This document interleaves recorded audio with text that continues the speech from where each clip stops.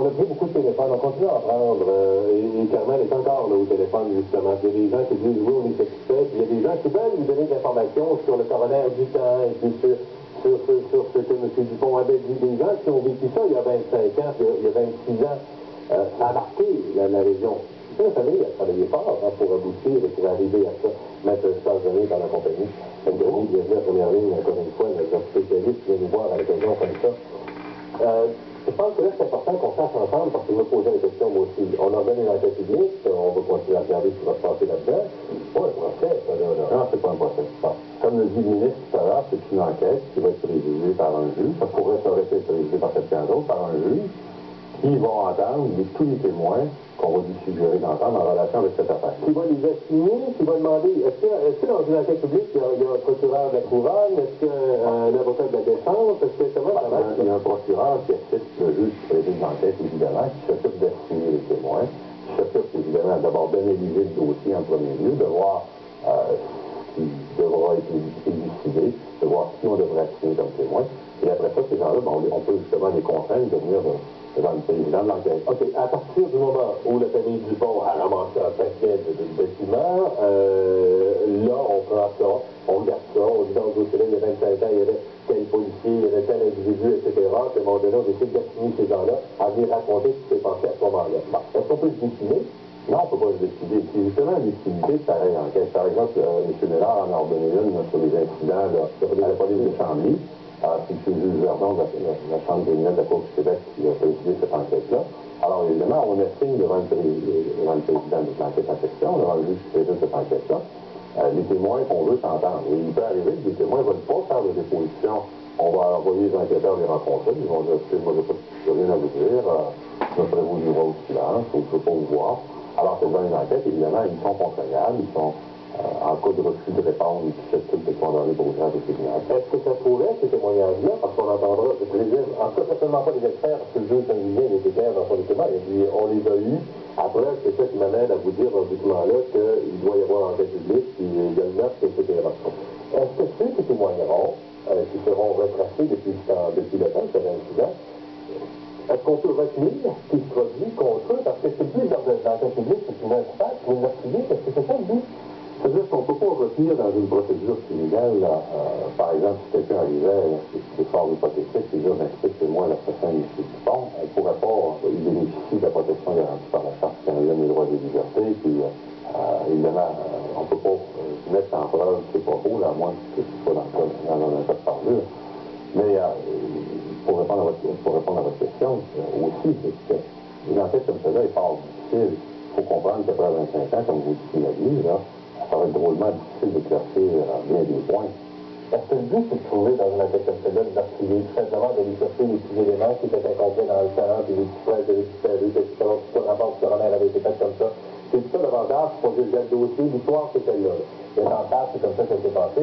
Au but final, c'est de dire, on va, si c'est encore vivant, on va s'y trouver super. Évidemment, ça dépend du mandat qui est donné au juge enquêteur. Mais dans un cas comme celui-là, on peut penser que, évidemment, on ne marche pas, c'est de dire, trouvez-nous l'assassin. C'est pas difficile. Puis, il est évident qu'on vous a signé les gens sur les incidents qui sont passés il y a 25 ans.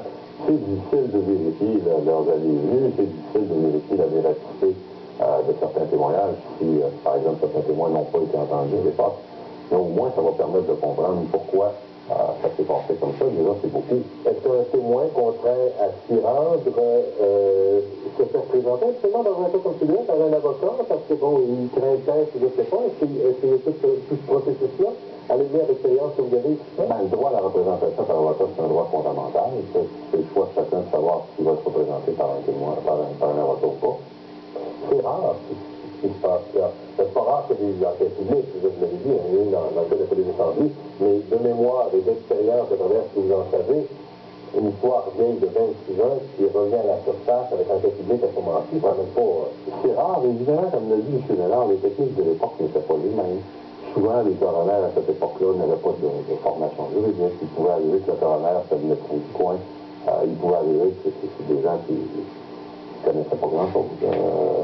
Vous avez, par exemple, on revenait l'autre jour avec l'affaire Carson, on a entendu le coroner de l'époque. C'était un médecin qui pratiquait en Gaspésie. Bon, c'est bien évident que les formalités de l'époque n'étaient pas les mêmes que celles d'aujourd'hui, de la même façon que, évidemment, on n'avait pas accès à des expertises de même qualité que les expertises qu'on a aujourd'hui. Bon, ça coûte cher une enquête comme celle-là, parce qu'il n'y a pas l'appareil qui peut durer un bout de temps, qu'on va tenter de retrouver des témoins, etc. Qui a fait ça actuellement? C'est le gouvernement, ça? Oui, évidemment, j'imagine, avec les fonds du ministère de la Sécurité publique. Puis là, l'enquêteur ne coûte rien parce que c'est un juge qui est en fonction qui est déjà rémunéré. Et évidemment, ce juge-là fera des recommandations. Puis M. Dupont parlait tout à l'heure dans son intervention du procureur général. Le procureur général, il va être à l'écoute du rapport qui sera rendu par le juge, parce que c'est lui qui décidera ensuite s'il y a poursuite contre un individu en regard des témoignages qu'on aura recueillis. Ultimement, c'est un partage de juridiction. Le ministre de la Sécurité publique a, entre autres choses, dans sa juridiction, le travail politique, ça me fait un peu, hein.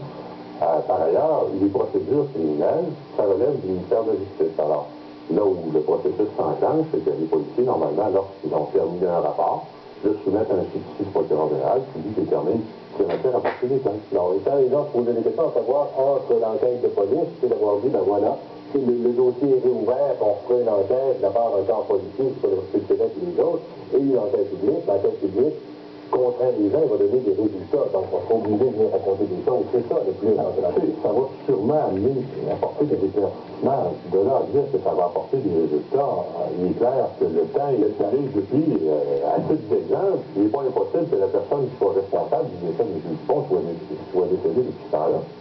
Alors, évidemment, ça sera difficile d'obtenir des aveux de cette personne-là si elle est décédée. C'est une hypothèse au courant. Mais ça détaille relatif à ça, sinon, je j'en ai vu dans mais ça pourrait mener à un procès. Au bout du compte, à la lumière de ce qui aurait été payé, ça pourrait mener à un procès. Pour une hypothèse plausible, mais encore là, si par exemple on avait seulement l'aveu de la personne qui a commis ce crime-là, qu'on n'avait aucune autre preuve pour démontrer que cette personne-là, encore là, c'est une hypothèse, ben, on n'aurait pas de preuve pour l'accuser. Ça veut dire que ça prend des éléments pour retenir la responsabilité de quelqu'un.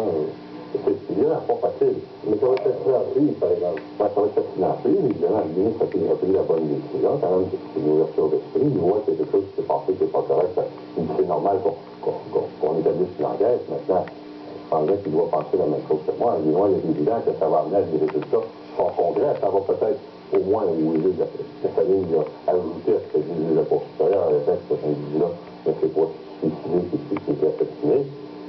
Mais peut-être qu'on n'aura pas beaucoup plus de résultats que ça.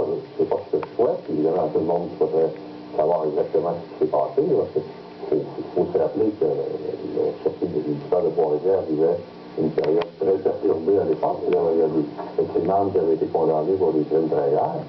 Alors, évidemment, peut-être qu'on réussira à aller chercher certains éléments. M. Grenier, merci.